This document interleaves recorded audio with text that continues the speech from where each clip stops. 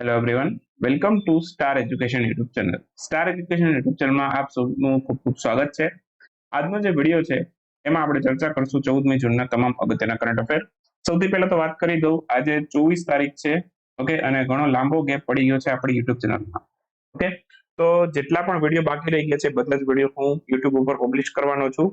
અને થોડુંક એપ્લિકેશનમાં જૂન મહિનાની ઈ મેગેઝિન પેન્ડિંગ છે, તો એ બધું જ કન્ટેન્ટ છે ટૂંક સમયમાં તમારા માટે આવી જશે. લગભગ આવનારા 2-3 દિવસની અંદર હું બધું કામ પૂરું કરી લઈશ.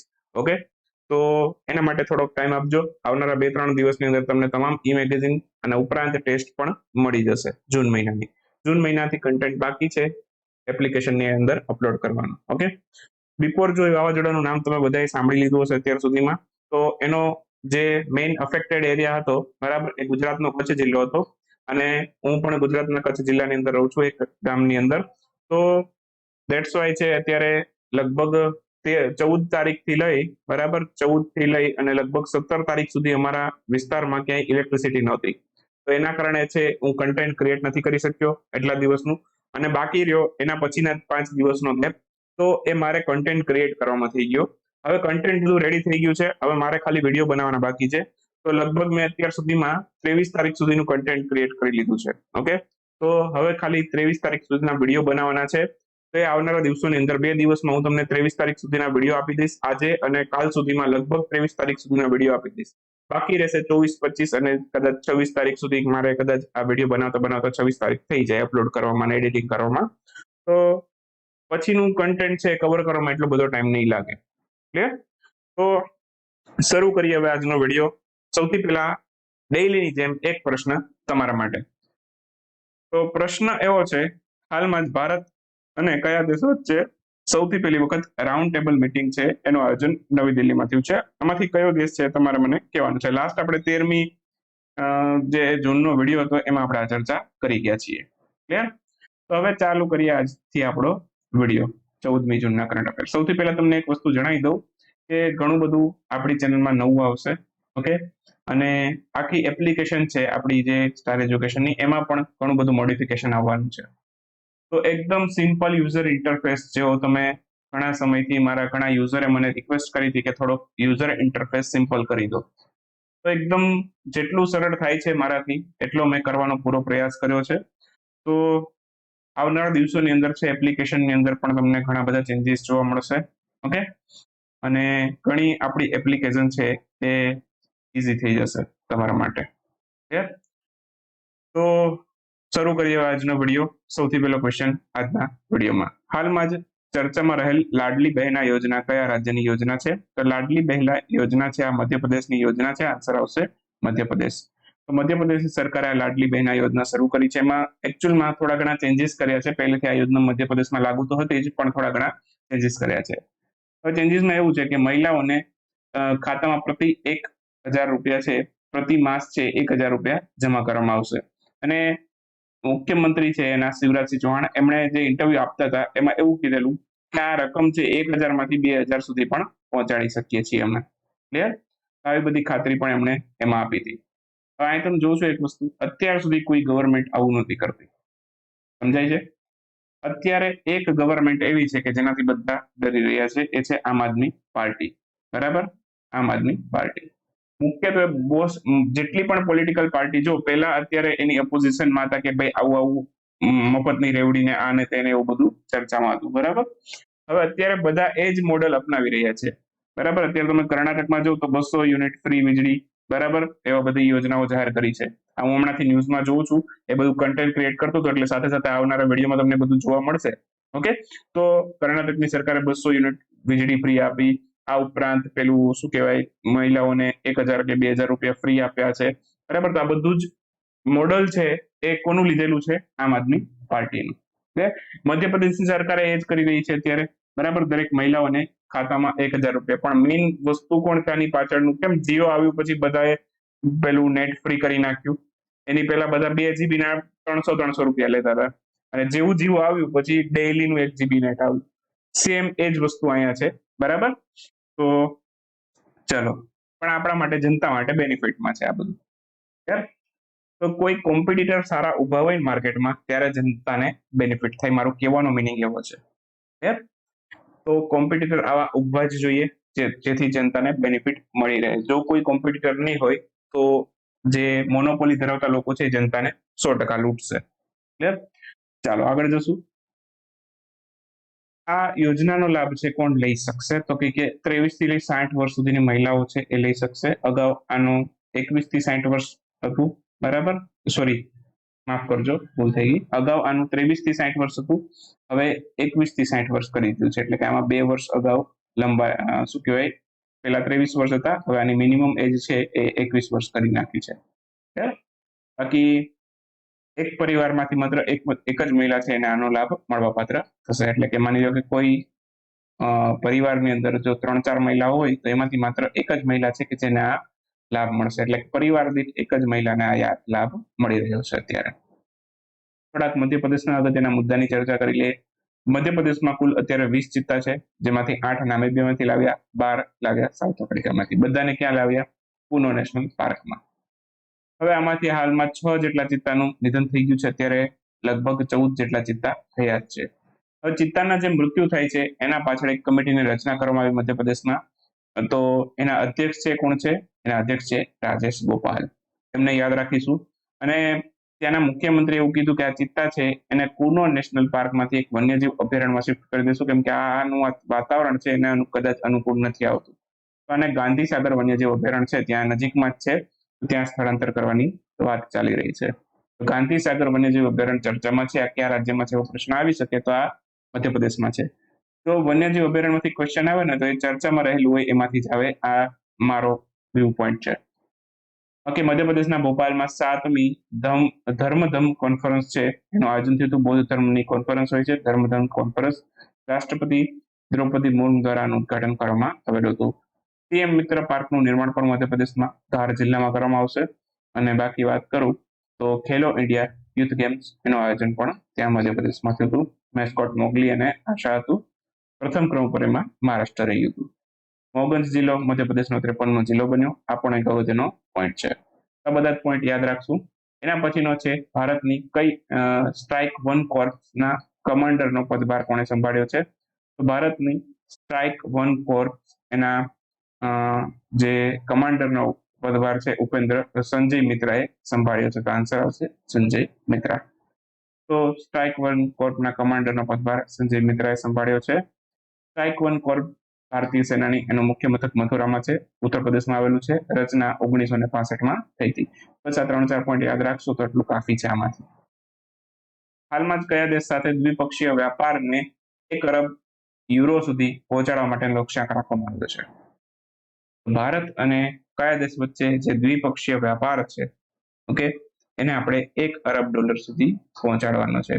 આ દેશનું નામ છે સર્બિયા. ભારત અને સર્બિયા છે, બરાબર, આ બંને દેશો વચ્ચેનો જે વ્યાપાર છે એ 1 અરબ યુરો સુધી પહોંચાડવાનો છે. તો સર્બિયાના જે પાડોશી દેશો છે જોઈ શકો છો, હંગરી છે, રોમાનિયા છે, બલ્ગેરિયા છે, કોસોવો, બરાબર, અને આ ઉપરાંત આ બધા દેશો છે, ઓકે, એ બધા એના પાડોશી દેશો છે. તો 2030 સુધીમાં આપણે વ્યાપાર છે કયા વર્ષ સુધીમાં એટલા 1 અરબ યુરો સુધી પહોંચાડવાનો એવું પણ પૂછી શકે. અહીં તમે તમને દેશનું નામ પૂછ્યું તો પ્રશ્નમાં એમ પણ આવી શકે કે ભારત સર્બિયા વચ્ચે જે 1 અરબ યુરો સુધી વ્યાપાર પહોંચાડવાનો છે કયા વર્ષ સુધીમાં પહોંચાડવાનો છે? તો એના માટે જે લક્ષ્યાંક રાખ્યો છે 2030નો રાખ્યો છે. હવે લક્ષ્યાંક વાળા પ્રશ્નો પણ જીપીએસસીમાં બહુ આવતા હોય છે. સર્બિયાની રાજધાની છે એ બેલગ્રેડ છે, તેનું ચલણ દિનાર છે. અને સર્બિયાના એક ખેલાડીને ખાસ યાદ રાખજો, નોવાક જોકોવિચ. હાલમાં જ એમણે ફ્રેન્ચ ઓપનનું ટાઇટલ જીતી લીધું છે. પેરિસ ડાયમંડ લીગ એમાં કયા ભારતીય ખેલાડીએ લોંગ જમ્પમાં 3જું સ્થાન મેળવ્યું છે? તો અત્યાર સુધી લોંગ જમ્પની અંદર છે, બરાબર, કોઈ પણ ખેલાડી છે, બરાબર, એણે આમાં લગભગ મારી દ્રષ્ટિએ આ ડાયમંડ લીગમાં સ્કોર નથી કર્યો. અત્યાર સુધી ડાયમંડ લીગમાં એક નીરજ ચોપડા જ હતા જે ભાલા ફેંકની રમતમાં છે, બરાબર, મેડલ લાવતા હતા. ક્લિયર? તો અહીંયા અત્યારે ભૂપલ્લા પ્રણીતની વાત કરું તો ચેસના ખેલાડી, અર્જુન એરિગેસી પણ ચેસના ખેલાડી, અને આ જેવલિન થ્રોના ખેલાડી છે. તો બાકી કોણ રહ્યું? મુરલી શ્રીશંકર. ઓપ્શન સી આપણો આન્સર થશે. તો પેરિસ ડાયમંડ લીગમાં મુરલી શ્રીશંકર છે, એમણે 3જું સ્થાન મેળવેલું છે. 8.09 મીટરની જમ્પ લગાવી એમણે 3જું સ્થાન હાસિલ કર્યું છે. કોમનવેલ્થ ગેમમાં પણ એમણે સિલ્વર મેડલ મેળવેલો હતો, બરાબર, એ પણ અગત્યનો પોઈન્ટ છે. બાકી નામ યાદ રાખશું, મુરલી શિવશંકર કઈ રમતના ખેલાડી, તો કે triple jump, sorry long jump, triple jump નહીં, લોંગ જમ્પ. તો ડાયમંડ લીગમાં એમણે ત્રીજું સ્થાન મેળવેલું છે. ડાયમંડ લીગમાં મેડલ મેળવનાર ત્રીજા ખેલાડી બન્યા છે. એક તો આપણા વાત થઈ ગઈ નીરજ ચોપડા છે, બરાબર. હાલમાં જ તેઓ હાલમાં જ કઈ એરલાઇન કંપની છે એમના દ્વારા સૌપ્રથમ મહિલા હજ ઉડાન સેવા શરૂ કરવામાં આવી છે? તો એક એરલાઇન કંપની છે કે જેણે મહિલા હજ ઉડાન શરૂ કરી છે, અને આ એરલાઇન કંપનીનું નામ છે એર ઇન્ડિયા એક્સપ્રેસ. આ એર ઇન્ડિયાની જે પેટા કંપની છે એર ઇન્ડિયા એક્સપ્રેસ, બરાબર. તેમણે આ મહિલા હજ સેવા શરૂ કરી છે. આની અંદર પાયલોટ છે એ પણ મહિલા છે. ક્લિયર? મક્કા મદીના જે આપણે વાત કરીએ છીએ, જે સાઉદી અરબમાં આવેલું છે, ત્યાં હજની યાત્રા કરશે, બરાબર, સૌથી પહેલી મહિલા એરલાઇન. સંપૂર્ણ આની અંદર મહિલાઓ હશે, ઇમેજમાં જોઉં છો એ પ્રકારે, બરાબર. તો આ કેરળના કોઝિકોડથી ઉડાન ભરશે અને સાઉદી અરબના જેદ્દાહ સુધી ઉડાન ભરશે. કેરળના કોઝિકોડથી સાઉદી અરબના જેદ્દાહ સુધી મુસાફરી કરશે, બરાબર. તો આ પ્રકારની જે ફ્લાઇટ છે સૌથી પહેલી છે. બાકી જે ફ્લાઇટની મહિલા પાયલોટ છે કોણ છે? કણિકા મહેરા. ફ્લાઇટની પાયલોટ કોણ છે આમાં? મહિલા છે, એનું નામ પણ યાદ રાખજો, કણિકા મહેરા આની પાયલોટ છે. સાગર પરિક્રમાનું 7મું ચરણ કયા રાજ્યથી શરૂ થયું? સાગર પરિક્રમાનું પ્રથમ ચરણ આપણા ગુજરાતના માંડવીથી પોરબંદરે સમાપ્ત થયું હતું. માંડવીથી કચ્છના માંડવીથી શરૂ થયું હતું અને પોરબંદર જિલ્લામાં સમાપ્ત થયું હતું. હવે આનું 7મું ચરણ છે એ કેરળથી ચાલુ થયું છે. તો કેરળ આન્સર આવશે. કેરળમાં આનું 7મું ચરણ શરૂ થયું છે. મદદ કરાવવામાંથી આ શરૂ કરવામાં આવ્યું છે 7મું ચરણ સાગર પરિક્રમાનું. મત્સ્ય પશુપાલન ડેરી મંત્રાલય અંતર્ગત ચાલતી યોજના છે. માછીમારોને સરકારી યોજનાઓ પ્રત્યે જાગૃત કરવામાં આવે છે, ટ્રેનિંગ આપવામાં આવે છે, બરાબર, અને જાગૃતતા ફેલાવવામાં આવે છે. આની પહેલાનું 6થું ચરણ અંદમાન નિકોબારમાં થયું હતું. એની પહેલાનું 5મું મહારાષ્ટ્રના રાયગઢથી શરૂ થયું હતું. 4થું ચરણ કર્ણાટકમાં ઉત્તર કન્નડા, ઉડુપી, દક્ષિણ કન્નડ આવા બધા જિલ્લાથી શરૂ થયું હતું. ત્રીજું જે ચરણ હતું ગુજરાતના સુરતમાં ચાલ્યું હતું. બીજું ચરણ ગુજરાતના પણ સુરતમાં ચાલ્યું હતું અને સૌથી પહેલું માંડવીથી પોરબંદર સુધી ચાલ્યું હતું. આ બધા અગત્યના પોઈન્ટ છે. આમાંથી તમારા માટે કોઈ પણ ક્વેશ્ચન આવી શકે છે. તો મેં તમને સાથે સાગર પરિક્રમા હતી એ તમને રિવાઇઝ કરાવી દીધી. એના પછીનો ક્વેશ્ચન છે, હાલમાં કયા દેશ સાથે વર્ષ 2030 સુધીમાં પેટ્રોલ સિવાયનો વેપાર છે $100 બિલિયન સુધી પહોંચાડવાનો છે? એક તો સર્બિયા સાથે કર્યું હતું અને અહીંયા $બિલિયન ની વાત છે, ત્યાં યુરોની વાત હતી, બરાબર. તો 2030 સુધીમાં આપણે કોની સાથે કરવાનું છે? આ યુએઈ સાથે. યુએઈ અને ભારત વચ્ચેનો જે ટ્રેડ છે, બરાબર, અત્યારે $48 બિલિયન છે. 2030 સુધીમાં ડબલ કરવાનો વિચાર છે આપણો. તો $100 બિલિયન સુધી આને પહોંચાડવાનો છે. હાલનો જે વ્યાપાર છે, બરાબર, સૌથી વધુ વ્યાપાર આપણે કયા દેશ સાથે કરીએ છીએ? સૌથી વધુ વ્યાપાર આપણે અમેરિકા સાથે કરીએ છીએ. આમાં આયાત અને નિકાસ બંને આવી ગયા, બરાબર. અને આમાં જે વાત કરી છે પેટ્રોલ સિવાયનો વ્યાપારની વાત કરી છે, બરાબર, કેમ કે પેટ્રોલનો વેપાર તો ઘણો થતો હોય, બરાબર. પેટ્રોલ સિવાયનો વેપાર છે $48 બિલિયન છે, જેને $100 બિલિયન સુધી પહોંચાડવાનું છે. તો અમેરિકા સાથેનો વેપાર સૌથી વધારે છે.